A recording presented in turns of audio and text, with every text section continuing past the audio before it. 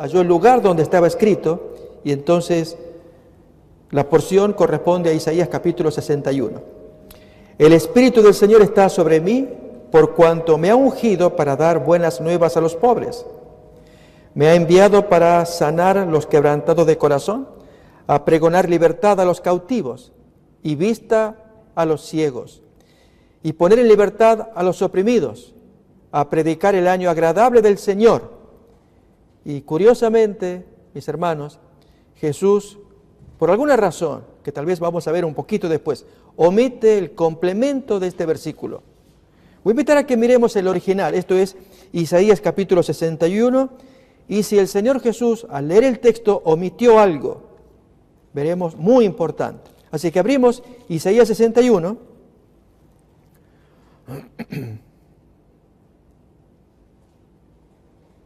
Versículo 2. Hagamos la comparación entre Lucas capítulo 4:19 e Isaías 61:2. Miramos que el texto dice en Lucas 4:19 que Él vino a predicar el año agradable del Señor. Pero fijémonos en Isaías 61:2, a proclamar el año de la buena voluntad de Jehová. Es similar, pero noten lo que sigue. Y el día de venganza del Dios nuestro. Quedémonos con Lucas. Jesús omite la porción, ha llegado el día de la venganza de Dios. Sin embargo, el tema trata de ello. A ver, ¿de qué manera? Seguimos leyendo versículo 20. Y enrollando el libro de Isaías, lo dio al ministro y se sentó, y los ojos de todos en la sinagoga estaban fijos en él. Recordemos que la forma de dar el servicio religioso entre los judíos era sentado. Así lo dice Mateo 23, que se sientan en la cátedra de Moisés. Y comenzó a decirles: hoy se ha cumplido esta escritura delante de vosotros. Y mientras él ya comenzaba a hablar, el versículo dice acá que todos daban buen testimonio de él y estaban maravillados de las palabras de gracia que salían de su boca. ¿Saben? Suena bonito que la gente, al escuchar la forma en cómo él se va presentando, leyendo los textos, hacen comentarios. ¡Wow! ¡Qué bonito! Uno se maravilla. A este hombre lo conocemos su familia, eso va a decir en otras partes también. ¿De dónde tiene tanta sabiduría? Y estaban maravillados. Lo que Jesús podía ver en sus corazones es que había mucha cosa fea. Y mis queridos hermanas que están acá y amigos que están escuchando, dejemos que el Señor nos diga cosas que no nos gustan. En este estudio vamos a ver ello. Jesús va a decirles algo que les ofende tremendamente. Y hay un notable contraste entre quedarse extasiados, maravillados. ¿Cómo sabe? ¿Cómo habla? ¡Qué bonito! Otra vez, repasemos el versículo 22. Y todos daban buen testimonio de él y estaban maravillados de las palabras de gracia que salían de su boca. Sin embargo, al término del sermón, quisieron matarlo. ¿Cómo se entiende eso? Porque Jesús puso el dedo en la llaga. Fijémonos, voy a invitar a que leamos versículo 28, el desenlace de ese sermón. Algo pasó en el sermón, eso queremos aprender. 28 en adelante. Al oír estas cosas, la exposición del sermón, todos en la sinagoga se llenaron de ira, crujían los dientes. ¿De qué? De homicidio, dice a continuación. Y levantándose, le echaron fuera de la ciudad y le llevaron hasta la cumbre del monte sobre el cual estaba edificada la ciudad de ellos para despeñarlo. Pero él pasó por el medio de ellos y se fue. ¿Cómo es eso que estaba tan bonito al comienzo y uno podía mirar? Palabra de gracia, hablaba tan bien Jesús. Y al final, espíritu de homicidio. ¿Algo pasó? ¿Qué pasó? ¿Qué nos llega a pasar con nosotros también? Puede ocurrir lo mismo. ¿Ok? Vamos a ver un texto que nos va a ayudar. Y es que algunos que venimos a la iglesia, venimos al culto, o aún escuchamos la palabra de Dios y decimos, ¡qué bonito! Dios quiere abrir el alma para que veamos qué hay adentro, que pueden haber cosas feas. La historia es tan bonita por el relato que Jesús cuenta de tanta esperanza, que ya la vamos a mirar. Miremos esta primera parte, luego iremos al Antiguo Testamento. Vamos a ver un texto que nos va a orientar en Isaías capítulo 66, de la contradicción que hay en el corazón humano cuando buscamos a Dios y el corazón está feo, tiene cosas feas en el alma. Reitero, intento explicar qué pasó en ese sermón.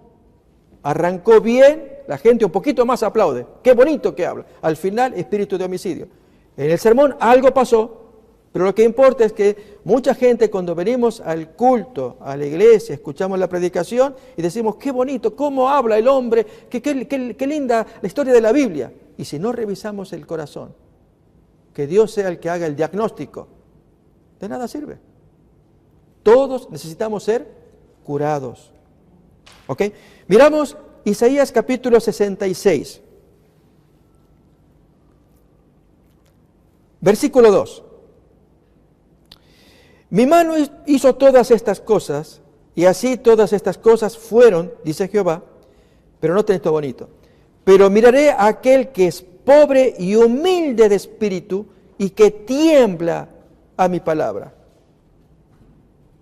Yo voy a mirar a la persona que es muy humilde, que cuando yo hablo tiembla, me presta atención, hace caso, tal dice así el texto, que tiembla a mi palabra.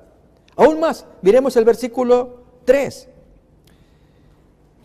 Fíjense el contraste entre un adorador que adora a Dios, que alaba, aún canta a Dios, pero su corazón tiene cosas feas. El que sacrifica buey en un servicio religioso, para Dios es como que matase a un hombre.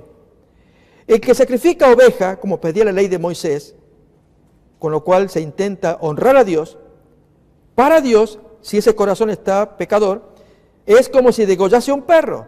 O sea, sacrifica una oveja, pero Dios lo considera que está degollando a un perro, que es abominación. Sigue más. El que hace ofrenda, como pide la ley de Moisés, algo que agrada a Dios, es como si ofreciese sangre de cerdo. Es repugnante, aborrecible. El que quema incienso, como manda la ley de Moisés, que es agradable a Dios, pero uno lo hace con un corazón feo, impuro, es como si bendijese un ídolo. ¿Por qué? Y ahí dice a continuación, ahí da la clave. Porque escogieron sus propios caminos y su alma amó sus abominaciones, en lugar de amar el camino de Dios.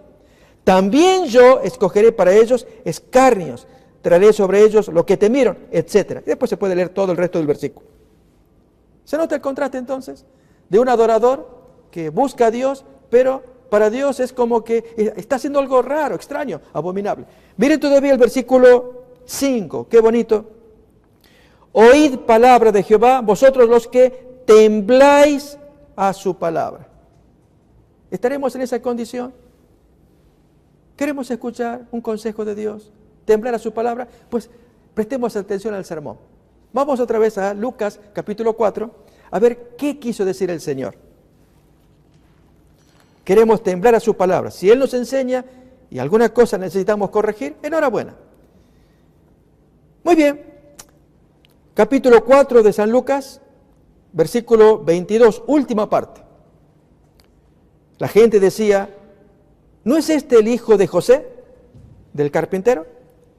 Jesús entonces, hermano, versículo 23, habla muy duro, toca el dedo en la llaga, decimos nosotros. Miren, Él les dice, sin duda me diréis este refrán, médico, cúrate a ti mismo. Un antiguo refrán del tiempo de los judíos. De tantas cosas que hemos oído que se han hecho en Capernaum, haz también aquí en tu tierra. Saben, si uno se pone a pensar en ese refrán, ¿no? Un médico que atiende tanto a los pacientes, pero cuando él se lastima o tiene algún problema serio y que escapa a su ciencia, entonces la gente burlona va a decir, a ver médico, atiéndete a ti mismo, ya que tú curas a otros, a ver, queremos ver si realmente curas, soluciónate tu problema, cúrate a ti mismo. Provocando. Dudaban que Jesús hiciera beneficios a otras personas. ¿Ok? De tantas cosas que hemos oído que se han hecho en Capernaum, Capernaum estaba como a más de 100 kilómetros, 112 kilómetros de Jerusalén hacia el norte, Capernaum. Haz también aquí en tu tierra. Y añadió, de cierto os digo que ningún profeta es acepto en su propia tierra. Y en verdad os digo, y ahí entonces, hermanos, la razón de ser del sermón, y este va a ser el centro de nuestro estudio. Cuando nuestra fe es probada debido a cosas que tenemos adentro. Una de ellas, creernos superior que aquel que sí necesita escuchar la amonestación. Yo me siento bien. Qué lástima que no escucha la palabra de Dios fulano de tal, que él sí lo necesita. Miremos, 25. En verdad os digo que muchas viudas había en Israel en los días de Elías, cuando el cielo fue cerrado por 3 años y medio, y hubo una gran hambre en toda la tierra. Pero a ninguna de ellas fue enviado Elías el profeta, sino a una mujer viuda en Sarepta de Sidón, es decir, pagana. Pero una viuda especial, llena de fe. Ese es el tema que vamos a estudiar ahora. Otro ejemplo, versículo 27. Y muchos leprosos había en Israel en tiempo del profeta Eliseo, pero ninguno de ellos fue limpiado, sino, otra vez, un extranjero, Naamán el sirio. Así que Jesús revela que Dios bendijo a 2 extraños, paganos, no a gente del propio pueblo. Versículo 28, al oír estas cosas, todos en la sinagoga se llenaron de ira. Y se cumple entonces lo que Jesús había dicho al comienzo. ¿Recuerdan cuando comenzaba a leer Isaías 61? Que decía, Jehová me ha ungido para sanar, para quitar las ligaduras, para pregonar el año agradable del Señor. ¡Ay, qué bonito! Y también la venganza del Dios nuestro. Dios se va a vengar de este tipo de espíritu, de carácter, de pensamiento despreciativo. Que Dios bendiga a la viuda de Sarepta, un pueblo pagano. Que Dios bendiga a Naamán el sirio. Y que este hombre nos diga que en Israel en ese tiempo, que había muchas viudas, había muchos leprosos, pero Dios escogió a gente pagana. Y nosotros que somos más pecadores que ellos, se ofendieron. Pero apliquemos el principio. A ver, ¿qué quiso decir Jesús? ¿Por qué era superior la viuda de Sarepta a muchas viudas? Y aún diría más, ¿será posible que esta viuda sea superior a ustedes, mis hermanas, y a mí, o a los amigos que nos están escuchando? A ver, probémoslo. Miremos Primero de Reyes, capítulo 17. Ese es el tema de nuestro estudio. La fe probada en esta mujer y aún en el profeta Elías. Su fe tuvo que ser probada también. Preciosa historia. En lugar de ofendernos, como hicieron estos miembros de la iglesia, de la sinagoga, porque Jesús les mostró que había gente superior. Déjenme que yo se los diga, mis hermanas y hermanos que están escuchando. Cuando uno oye las barbaridades que hace aquella gente de ISIS en Siria, ponen seres humanos como escudo en medio de tanta violencia y guerra para que esos seres humanos escudo se mueran. O hacen explotar gente, bebés. En algún momento pusieron en una jaula a presos políticos. En fin, cosas que no entran en la razón. Y decimos que malignos, satánicos, perversos. Y en algún sentido nos creemos superiores. Y hay problema. Pero, pastor, ¿cómo no lo vamos a hacer?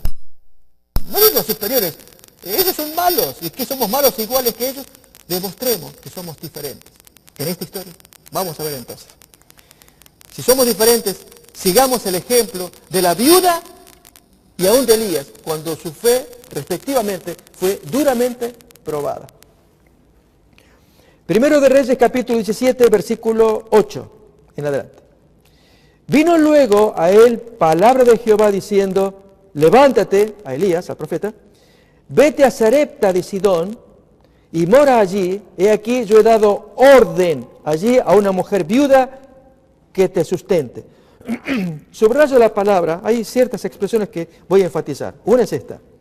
Elías oye que Dios le ha dado orden a una viuda que le dé sustento durante esos 3 años y medio de hambruna. Recuerden que Dios había dado orden a Elías que profiriera una maldición y entonces hubo sequía, hambre, por los pecados de Acab y su esposa. Entonces él se levantó. Podemos decir que Elías ya está confiado. Por lo menos en este tiempo de los 3 años y medio de sequía, imaginemos a Elías. ¿Tendré algo de comer? ¿Alguien me va a sostener? En fin. Mientras que en toda la población pues hay muerte, falta agua. No hay agua ni comida, mueren animales. La gente sufrió muchísimo en 3 años y medio. Elías, ¿cómo va al encuentro de la viuda? Podemos decir que confiado. ¿Ok? Miremos. Versículo 10. Entonces él se levantó y se fue a Sarepta. Y cuando llegó a la puerta de la ciudad, recordemos que era ciudad pagana, he aquí una mujer viuda que estaba allí recogiendo leña. Y él la llamó y pronuncia palabras. Y ahí, mis hermanos, se marca la diferencia. Saben, algunos de nosotros podemos ser demasiado confiados o soberbios. Y entonces la viuda se da vuelta. Señora, por favor, ¿puede acercarse? Sí. Y la mujer se acerca. Y Elías decir estas palabras. Yo les pregunto o invito a que razonemos. ¿Cómo reaccionamos? ¿Cómo reaccionaríamos? Mis amigos también que están mirando. Por favor, ¿puede venir, señora? Sí. Quiero decirle lo siguiente. Dios le ha dado orden a usted de que me sustente. No sé dónde tiene usted su casa, ¿Se capta? Mis hermanos, a veces actuamos de esa manera con Dios. Si Dios prometió, pues Dios lo va a cumplir. No, no es así. Dios quiere que seamos humildes y humillados. Reitero, Elías va confiado sabiendo que la viuda lo va a sostener, pero la forma en cómo él aborda a la viuda. Yo dije, ambos van a ser probados. La viuda, primeramente, al encontrarse con este extraño, que le va a pedir cosas, y ella está a punto de morirse, y en la forma en cómo él habla, tiene que revelar humildad. Hoy Elías está en el cielo, porque fue un gran hombre, como tenemos que ser nosotros, humildes. Así como él ni se le ocurrió decir, mira, señora, Dios te ha dado orden para que tú me sostengas. No. A ver cómo se refirió. Te ruego que me traigas un poco de agua en un vaso para que yo beba. Y yendo ella para traérsela, él la interrumpe, la vuelve a llamar, y la dama vuelve y le dice, y te ruego que me traigas también un bocado de pan en tu mano. Fijémonos que le está pidiendo, rogando, no exigiendo, ¿sí? Una forma agradable de dirigirse a la dama. Y ella responde, vive Jehová tu Dios, que no tengo pan cocido, solamente un puñado de harina tengo en la tinaja y un poco de aceite en una vasija. Y ahora recogías 2 leños para entrar y prepararlo para mí y para mi hijo, para que lo comamos y nos dejemos morir. Elías entonces le dice, y a ver cómo suena esto. Todo el versículo 13. Honestamente no suena agradable a los oídos de una persona que está en las últimas. Su última esperanza es hacer con esa poca de harina y aceite, hacer algo de comida, darle al hijo y morirse. Notemos la palabra del versículo 13. Allí la fe de ella va a ser probada. Elías le dice, no tengas temor, ve, haz como has dicho. Esto es lo del aceite y la harina, y aún los leños. Haz como has dicho, pero hazme a mí primero de ello una pequeña torta cocida debajo de la ceniza, y tráemela, y después harás para ti y para tu hijo. Ahora bien, hermanas y amigos que estamos escuchando, ¿cómo interpretamos este pedido? Elías, siendo hombre, era un hombre grande. No sabemos si era grueso o no, pero lo suficiente como para comer y, si tenía hambre, satisfacerse. La poca harina que había, el poco aceite, quemar los leños, era hacer un trocito de pan pequeño y darlo mutuamente al hijo y a la señora y morirse. Pero llega este extraño diciendo, haz como tú quieres, pero dámelo a mí primero. ¿Cómo suena? Ahí es donde la fe es probada. Saben, Dios muchas veces actúa, y vamos a ver que no es irracional.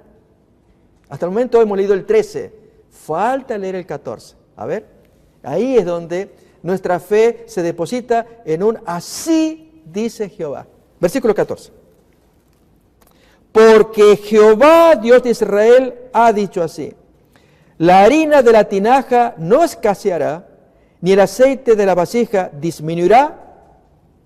¿Haciendo qué? O sea, Él le promete, no va a escasear nada, ni harina ni aceite. ¿Pero haciendo qué?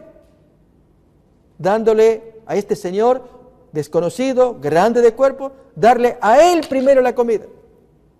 Y ella podía pensar, si yo le doy a él, ¿qué queda para mi hijo que está llorando? No tiene que comer. Y para mí está bien, como mujer me puedo aguantar, pero mi hijo no. Y este hombre pide que a él le den primero. La fe de ella es probada. Pero además de eso, ¿saben, mis queridas hermanas y amigos? Dios, cuando da órdenes, da habilitación. Cuando Él empeña una palabra, recordemos siempre, es como una tarjeta con dos caras. Él da una orden y detrás, al costado, al otro lado de la tarjeta, ¿qué hay? Una promesa. Una promesa. ¿Sí? Entonces, si Él da la orden, en este caso, versículo 13, en el 14 está la promesa. Si tú cumples la orden, yo cumplo contigo. Solo que a veces nos quedamos con la primera parte y olvidamos la segunda. Y decimos, wow, qué pesado es cumplir el mandamiento. Dios pide que, y entonces empezamos a enumerar. Que no hay que hacer esto, que no comer cosas prohibidas en Levítico 11. Es cierto, hay cosas que están prohibidas. No comer cerdo, por ejemplo. Eso está en Levítico 11. Pero hay quienes han acostumbrado tanto a comerlo, que dejar de hacerlo cuesta mucho. Por supuesto que cuesta. Pero entonces, si Él nos da la orden, al otro lado hay una promesa, una bendición, que si tú obedeces esto, tendrás más salud, no enfermedades. Fijémonos acá en el texto otra vez, tan bonito, versículo 14, porque Jehová, Dios de Israel, ha dicho así: la harina de la tinaja no escaseará, ni el aceite de la vasija disminuirá, hasta el día en que Jehová haga llover sobre la faz de la tierra. Entonces ella fue e hizo como le dijo Elías, y ella entonces, de las dos opciones que había, escogió la mejor. ¿Cuáles son las dos opciones? Era escuchar a Elías y desestimar, no aceptar la propuesta. Discúlpeme, Señor, usted me habla así, usted, profeta de Dios, y en fin, pero a la hora de comer usted me está pidiendo a mí que yo a usted le dé la comida. Usted viene con hambre. Mi hijo está llorando, hace rato que está llorando. Y yo no puedo soportar que mi hijo llore. Y si usted come, le tendré que rogar que me deje un trocito nomás, de lo poquito que hay para comer. Esa es una opción. Discúlpeme, voy a darle a mi hijo. Es más, me cuesta creer que esto que no va a escasear, que va a haber abundancia, si estamos sufriendo de tanta hambre que hay. ¿De dónde va a venir el aceite? ¿De dónde la harina? Saben, a veces que razonamos las cosas, pensemos en la vida diaria, en nuestras labores, en nuestras actividades, aún en nuestras enfermedades o enfermedades de nuestros amados. ¿Sí? Déjenme contar, así una ilustración para ir graficando este pensamiento. Ocurrió con un matrimonio creyente, cristiano. Su pequeño hijo había contraído algún mal que los papás desconocían. Y entonces se preocuparon, oraron como creyentes, pero el niño no mejoraba. Entonces los dos sugirieron ir al hospital.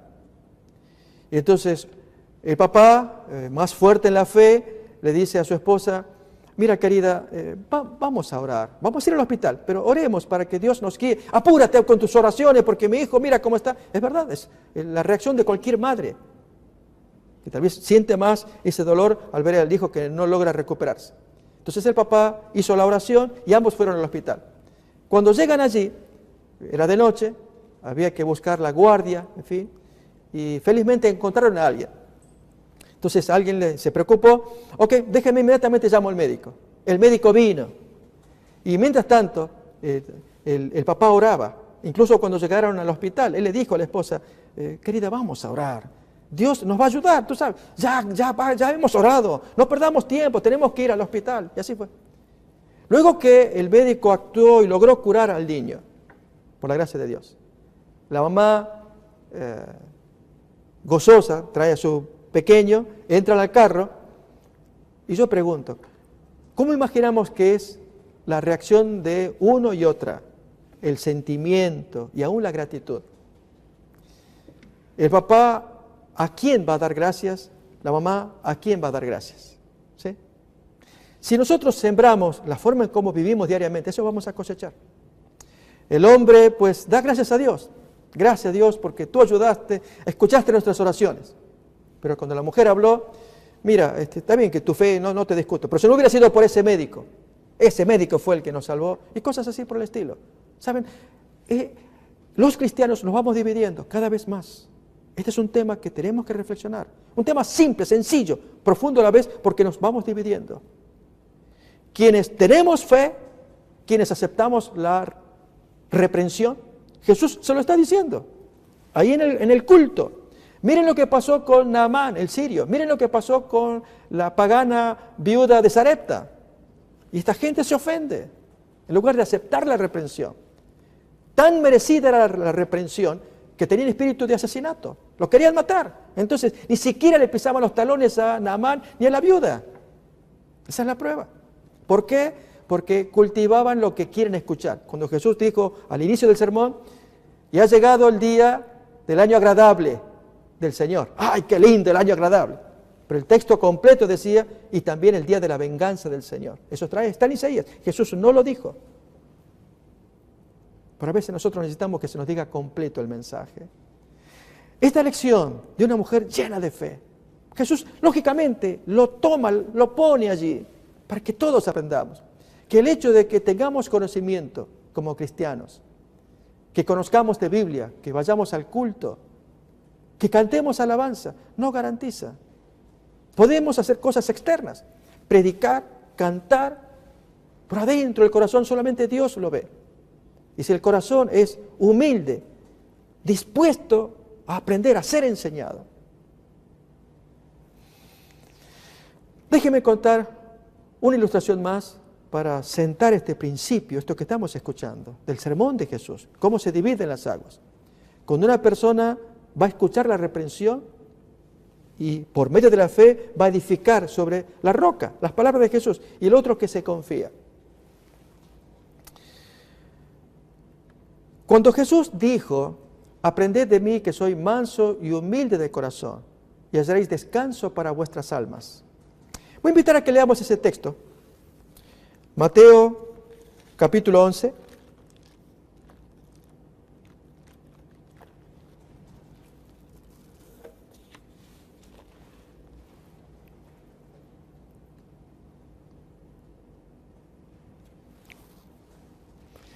Versículo 28 en adelante. Venid a mí todos los que estáis trabajados y cargados, y yo os haré descansar. Llevad mi yugo sobre vosotros y aprended de mí, que soy manso y humilde de corazón, y hallaréis descanso para vuestras almas, porque mi yugo es fácil y ligera mi carga. El maestro está diciendo, aprendan de mí. En ese sermón de Nazaret está clave, aprendan de mí. Yo soy manso y humilde de corazón. Mi carga, mi yugo es fácil, liviano. Ustedes van a poder aprender. ¿Qué es el yugo? El yugo, pues, ese palo que une la cabeza de dos animales. Entonces, enyugar es poner el yugo, ponerle el palo, y entonces los dos animales van a trabajar juntos en el arado, o la actividad que el dueño quiere hacer con esos animales. Cuando Jesús dice, llevad mi yugo sobre vosotros, está diciéndonos, asóciense conmigo, yo estoy caminando, vénganse al lado mío, déjense poner el yugo, y entonces ustedes van a ser como yo, manso y humilde. Pues ocurrió este hecho. En Argentina, una familia tenía una estancia, un campo, un rancho, y animales. Y uno de ellos era un buey enorme llamado Bocha. El Bocha era un buey de trabajo, enorme, grande. Y entonces lo ponían a trabajar, pero tenía una habilidad más, que ese animal era muy manso. Y entonces, para enseñarles a los otros bueyes más jóvenes, toritos recién castrados, salvajes, los ponían al lado del Bocha y los enyugaban. Ustedes imagínense la escena. Allí el arriero, pues, pegando con el azote, en fin, moviendo los animales, allí comienza entonces el trabajo. El Bocha, pues enorme, tenía fuerza, y él dirigía el dúo, la dupla. Entonces van arando la tierra, pero el toro nuevo es salvaje, no está acostumbrado, no quiere. ¿Qué hace entonces? Él patalea, se resiste, y entonces con un palo puesto entre ambos, este lo arrastra a fuerzas. Y el otro tiene que aceptar, porque no puede resistirse. Este es más grande, más fuerte. Y entonces avanzan y este corcovea, se molesta, quiere sacarse, mueve el cuello para quitarse el palo, sus patas se frenan, no hay caso. Día tras día, este buey joven aprende de la dirección de este otro. Cuando llega el momento de descansar, pues imagínense, ya se detiene el arriero, les trae forraje y agua a ambos. Este come tranquilo, conoce ya su trabajo, pero este otro se levanta. Y siempre a destiempo, desconforme, ya quiere moverse, no puede. Hasta que después de semanas de instrucción, ya el buey joven está disponible, ya está manso, afuera, ya sirve para el trabajo. ¿Sí? Eso dijo Jesús. Llevad mi yugo sobre vosotros y aprended de mí. Yo soy manso y humilde de corazón. ¿Cuál es ese yugo? La hermana White, en el libro Discurso Maestro de Jesucristo, menciona que el yugo es los 10 mandamientos. Eso es lo que nos ata a Jesús. Si estamos ligados al Maestro, obedeciendo los mandamientos, y que por nuestra naturaleza carnal nos cuesta y nos resistimos, Dios dice, no te quites el yugo, póntelo, con el tiempo te vas a amansar, manso y humilde. En el caso de Elías, era un hombre manso, soportaba la disciplina, tener que pasar hambre cuando él era un santo, un hombre de Dios, sufrir todo lo que sufrió, aún la persecución de Acab y cuánto más de Jezabel, y que Dios lo bendice. Tú vas a ser sostenido allá, y aún yendo allá, la forma en cómo él se comporta, humilde, pero tiene que probar la fe de la mujer, y la mujer otro tanto, humilde también. Cuando ella le dice, por tu palabra yo voy a hacer lo que me estás diciendo. Quisiera que vayamos leyendo la parte final de esta historia tan preciosa de la viuda de Sarepta, otra vez Primero de Reyes, capítulo 17.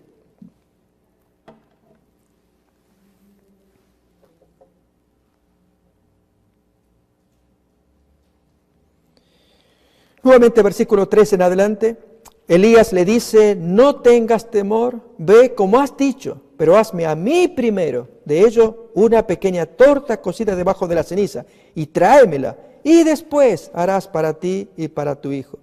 Porque Jehová Dios de Israel ha dicho así.